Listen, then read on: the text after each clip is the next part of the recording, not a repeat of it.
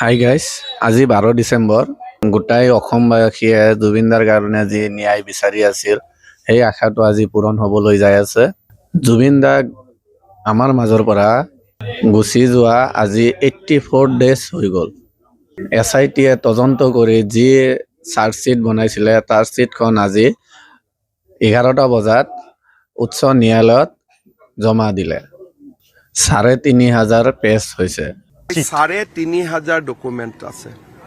গতিকে 3,500 document advocate জেনেৰেলৰ লগত কালিও মিটিং হৈছে ফাইনেল কৰাৰ কাৰণে। আমাৰ মনত এটা আশা জাগিল যে জুবিন দাই এতিয়া ন্যায় পাব।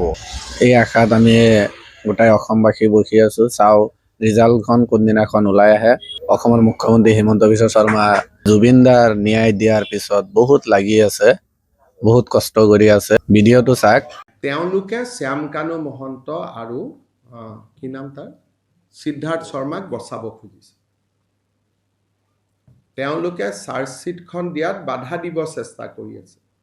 এতিয়া তেওঁলোকে কৈছে এইটো এমিয়ে ইনকুৱাৰী কৰিব লাগে। এমিয়ে কি পুলিচ নেকি? তাৰমানে যিসকলে অসম গভৰ্ণমেণ্টৰ ইনকুৱাৰীটোক বাধা দি আছে তেওঁলোকে কি বিচাৰিছে আমি হাত দাঙি দিওঁ, তেতিয়াতো সঞ্জীৱ কি নাম সিদ্ধাৰ্থ শৰ্মাৰ শ্যামকানুটোৱে বেইলে পাই যাব। আমি বুলিহে আজি 3 মাহ ধৰি ৰাখিলোঁ। নহ'লে আজিলৈকে কোন ডাঙৰ মানুহ জেলত 3 মাহ কোন চৰকাৰে ধৰি ৰাখিব পাৰিছে মোক কওকচোন। আজিলৈকে অসমৰ বুৰঞ্জীত কোনোবা DGPৰ ভায়েকক, কোনোবা ভাইচ চেঞ্চেলৰ ভায়েকক কেতিয়া অসমৰ হিষ্ট্ৰীত 3 মাহ জেলত ধৰি ৰাখিছে?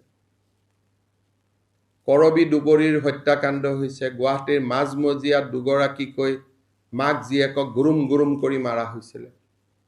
কাকোতো 3 মাহ আজিলৈকে ধৰি ৰাখিব পৰা নাই। গতিকে মোকতো আপোনালোকে ধন্যবাদ দিব লাগে যে মই আজিলৈকে ওলাই আহিব দিয়া নাই। হিমন্ত বিশ্ব শৰ্মাক এটা ধন্যবাদ জনাবলৈ কৈছে। যদি আপোনালোকে হিমন্ত বিশ্ব শৰ্মা ছাৰৰ লগত আছে তেনেহ'লে এটা ধন্যবাদ জনাই দিওঁ।